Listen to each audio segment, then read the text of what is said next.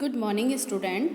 आज हम पढ़ेंगे आपकी हिंदी नविका से अध्याय 4, जिसका नाम है माँ कह एक कहानी और जिसकी रचना की है हिंदी के राष्ट्र कवि श्री मैथिली शरण गुप्त जी ने। देखिए, कहानी कविता पढ़ने से पहले सबसे पहले हम कविता जानने से पहले इसके कवि श्री मैथिली शरण गुप्त के बारे में थोड़ा सा जानते हैं। राष्ट्र कवि मैथिली शरण गुप्त जी का जन्म 3 अगस्त 1885 को झांसी के चिरगांव में हुआ था। वे खड़ी बोली के प्रसिद्ध कवि हैं। उन्हें साहित्य जगत में दद्दा नाम से पुकारा जाता है। उनकी कृति भारत के स्वतंत्रता संग्राम के समय में काफ़ी प्रभावशाली सिद्ध हुई। इसीलिए महात्मा गांधी ने उन्हें राष्ट्र कवि की उपाधि दी। उनकी मृत्यु 12 दिसंबर 1964 में हुई थी। देखिए, जो कविता है ये राजकुमार सिद्धार्थ और उनके भाई देवदत्त की घटना के विषय में है। इस घटना को उन्हीं की पत्नी यशोधरा अपने पुत्र राहुल को एक कविता के रूप में सुना रही हैं। देखिए, राजकुमार सिद्धार्थ कौन है? बच्चों, आप महात्मा बुद्ध को भली भांति जानते होंगे। महात्मा बुद्ध ही राजकुमार सिद्धार्थ हैं, यानी राजकुमार सिद्धार्थ का नाम ही आगे चलकर महात्मा बुद्ध हो गया था। राजकुमार सिद्धार्थ ने संसार की पीड़ाओं से छुटकारा पाने के लिए राजमहलों को छोड़कर वनों की राह ली थी। यहाँ उनकी पत्नी यशोधरा इनके पुत्र राहुल को उसके पिता के जीवन की एक घटना सुना रही हैं। देखिए, ऐसा हुआ था, जो राजकुमार सिद्धार्थ हैं वो जीवन के सत्य को ढूंढने के लिए, सत्य की खोज करने के लिए राजमहल, राजपाट, सारे वैभव ऐश्वर्य सब त्याग कर सिर्फ स्वयं को जानने के लिए, स्वयं से परिचित होने के लिए, जीवन की वास्तविकता को जानने के लिए सब कुछ छोड़ छाड़ कर वनों में चले गए थे। और इन्हीं का नाम आगे चलकर महात्मा बुद्ध पड़ा था। यहाँ पर जो उनकी पत्नी अपने पुत्र को एक घटना बता रही हैं वो है राजकुमार सिद्धार्थ और उनके चचेरे भाई देवदत्त के विषय में। माँ अपने बच्चे को सुना रही है कविता, वो भी बेटे की जिद करने पर। जब बेटा उससे कहानी सुनने के लिए कहता है तो वो उसी के पिता के जीवन की घटना को कविता के रूप में सुना रही हैं। देखेंगे, माँ कह एक कहानी, राजा था या रानी, माँ कह एक कहानी। तू है हठी मानधन मेरे, सुन उपवन में बड़े सवेरे। तात भ्रमण करते थे तेरे, जहाँ सुरभि मनमानी, जहाँ सुरभि मनमानी, हाँ माँ यही कहानी। बच्चा कह रहा है माँ से, यानी राहुल यशोधरा से कह रहे हैं कि माँ मुझे एक कहानी सुना दे। राजा था या रानी थी, कोई भी हो, मुझे एक कहानी सुना दो। तो उसकी माँ कह रही है, तू है हठी मानदर मेरे। हठी बोलते हैं ज़िद्दी को। तो ये कह रहे कि हे पुत्र, तू बहुत ज़िद्दी है। और ऐसा कहकर वह कहानी सुनाना आरंभ कर देती हैं। वो कहती हैं कि सुन, उपवन में, उपवन बोलते हैं बगीचे को, बहुत ही सुबह, तात यानी पिता, भ्रमण यानी घूमते थे, सुरभि यानी सुगंध। वो कह रहे कि सुन, उपवन में बहुत सुबह सुबह तेरे तात यानी एक बार तेरे पिता जो है वो घूम रहे थे। वहाँ पर चारों तरफ जो है सुगंध, भीनी भीनी सुगंध हवाओं में फैली हुई थी। जहाँ सुरभि मनमानी, हाँ माँ यही कहानी। वो कह रहा है, बच्चा कहता है हाँ हाँ माँ यही कहानी मुझे सुनाओ। वर्ण वर्ण के फूल खिले थे, झलमल कर हिम बिंदु मिले थे, हल्के झोंके हिले मिले थे, लहराता था पानी, हाँ हाँ यही कहानी। माँ आगे बताते हुए कहती है कि वर्ण वर्ण के, वर्ण यानी रंगों के, यानी अलग अलग रंगों के उस उपवन में फूल खिले हुए थे, झलमल कर हिम बिंदु मिले थे, हल्के झोंके हिले मिले थे, लहराता था पानी। वही कह रहे हैं कि वहाँ पर जो है उपवन में पत्तियों पर छोटी छोटी ओस की बूंदें गिरी हुई थी, यानी ओस की बूंदें पड़ी हुई थी। जब वहाँ थोड़ी हवा चलती थी तो वो होश की बूंदों का जो पानी था वो लहराता हुआ सा प्रतीत होता था। लहराता था पानी, हाँ हाँ यही कहानी। ये बात सुनकर बच्चे की जो उत्सुकता है वो बढ़ जाती है। वो कह रहे हैं कि लहराता था पानी, हाँ हाँ माँ यही कहानी मुझे सुनाओ। उसकी उत्सुकता के कारण वह जो है वही कहानी सुनना चाहता है। तो माँ आगे सुनाती हैं, गाते थे खग सुमधुर स्वर में, सहसा एक हंस ऊपर से गिरा बिद्ध होकर खर सर से, हुई पक्षी की हानि, हुई पक्षी की हानि, करुणा भरी कहानी। वही कह रही हैं, आगे सुना रही हैं कि गाते थे खग, खग बोलते हैं पक्षियों को, सुमधुर यानी मन को अच्छा लगने वाला मीठा स्वर, मीठे स्वर में चारों तरफ, क्योंकि सुबह सवेरे का समय था, भोर के समय में आपने भी देखा होगा कि चारों तरफ पक्षियों की चहचहाहट होती है, उनका कलरव सुनाई देता है। तो ये कह रही हैं कि चारों तरफ जो है मीठी वाणी में कलरव करते हुए पक्षी जो है वो चहचहा रहे हैं, मधुर स्वर में चहचहा रहे हैं। अचानक तेरे पिता के ऊपर एक हंस आकर गिरा, जो तीखे बाणों से बिंधा हुआ था, यानी जिसे जो है तेज बाण से घायल किया हुआ था, जिसको तेज बाण लगे हुए थे और उससे पक्षी को बहुत हानि पहुंची थी।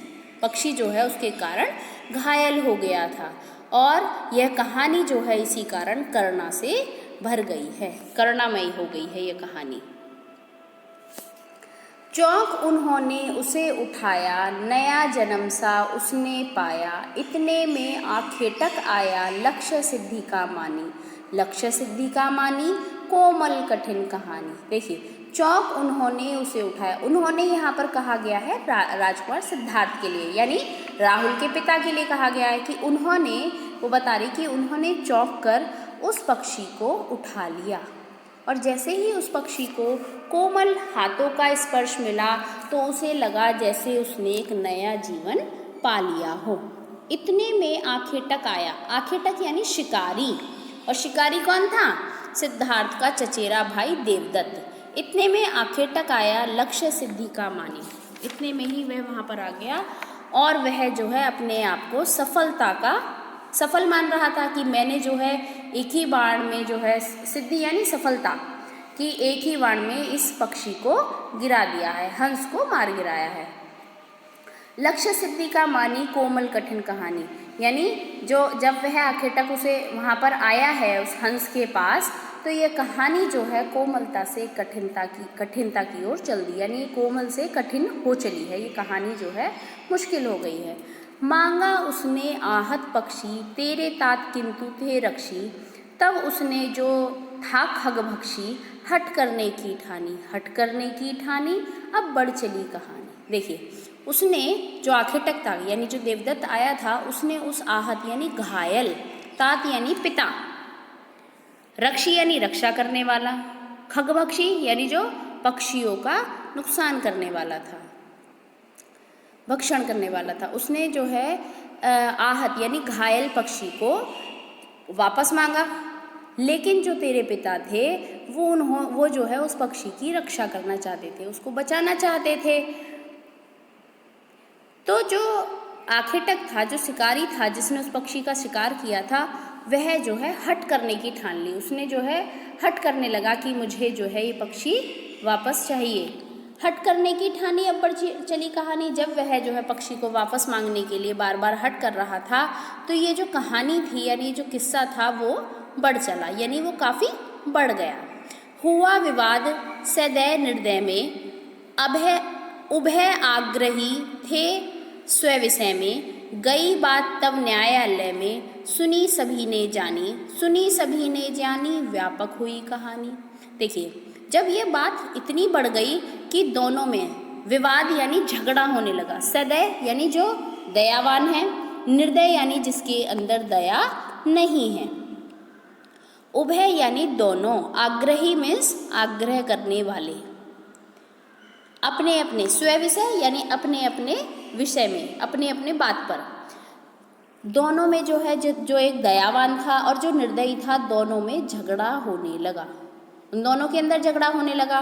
दोनों ही जो है उसको पाने के लिए यानी अपनी बात को सही सिद्ध करने के लिए आग्रह कर रहे थे। दोनों ही आग्रह कर रहे थे अपने अपने विषय में। जब उनकी बात इतनी बढ़ गई कि वह बात जो है न्यायालय में यानी राजा के दरबार में पहुंच गई।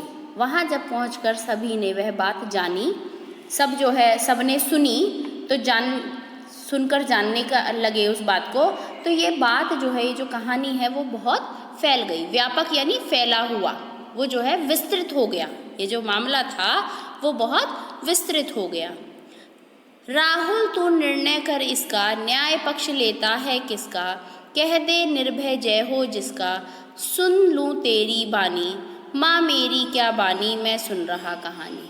अब माँ यहाँ पर बच्चे पर छोड़ देती है। माँ यहाँ राहुल पर छोड़ देती है कि अच्छा राहुल, तू ये बता कि जो न्याय है वो किसके पक्ष में होना चाहिए। तू ही ये निर्णय कर, तू ही इसका निर्णय करके बता कि जो न्याय है वो किसके पक्ष में होना चाहिए।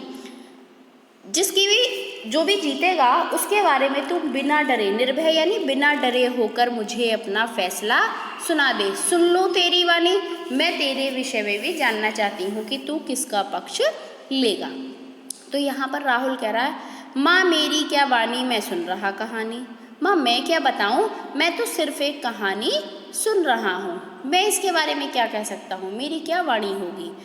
माँ आगे कह रही है, कोई निरपराध को मारे तो क्या अन्याय उसे न उभारे, रक्षक पर भक्षक को वारे, न्याय दया का दानी, न्याय दया का दानी, तूने गुनी कहानी। देखिए यहाँ पर माँ आगे उसको बताते हुए कह रही है, समझाते हुए कह रही है। मतलब माँ का जो तात्पर्य है वो यह है कि हमें किसी भी जीव जंतु को सताना नहीं चाहिए, क्योंकि जो जीव जंतु होते हैं वो निरपराध होते हैं। निरपराध यानी निर्दोष, उबारे यानी बचाएं, गुनी यानी महत्व समझना। तो ये कह रही कोई निरपराध को मारे, अगर कोई निर्दोष व्यक्ति को जिसका कोई दोष ही नहीं है अगर उसको कोई मारता है तो क्या अन्य उसे न उबारे, तो क्या कोई दूसरा उसे बचा नहीं सकता, क्या किसी दूसरे को उसे बचाना नहीं चाहिए। रक्षक पर भक्षक को वारे, उन्होंने कहा रक्षक यानी रक्षा करने वाला, भक्षक यानी उसका भक्षण करने वाला या उसको नुकसान पहुंचाने वाला, कि जो रक्षा करने वाला होता है वो रक्षक जो होता है वो भक्षक पर भारी पड़ता है, यानी जो रक्षक होता है वो भक्षक से बड़ा होता है। न्याय दया का दानी, यानी यही है न्याय, यही है कि दया करने वाला ही महान दानी है, यानी दया करने वाला ही बड़ा है। न्याय दया का दानी तूने गुनी कहानी, यानी वह कहता है कि अच्छा जो न्याय करता है वही दया का दानी होता है, न्याय करने वाला ही। तो उसने माँ यहाँ पर कह रही कि हाँ अब तू जो है इस कहानी के महत्व को समझ गया है, अब तू अच्छे से इस कहानी के महत्व को जान गया है। तो मैथिली शरण गुप्त ने बच्चों यहाँ पर इस कविता के माध्यम से बताया है, ये समझाने का प्रयास किया है कि हमें कभी भी किसी जीव जंतु को सताना नहीं चाहिए। क्यों?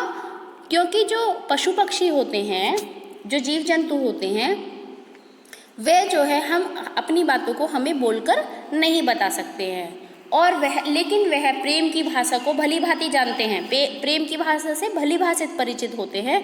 इसीलिए मनुष्य की भांति जो पशु पक्षी होते हैं वे भी प्रेम के भूखे होते हैं, उन्हें कुछ नहीं चाहिए, सिर्फ प्रेम चाहिए, और वह उसका उत्तर हमेशा प्रेम से ही देते हैं।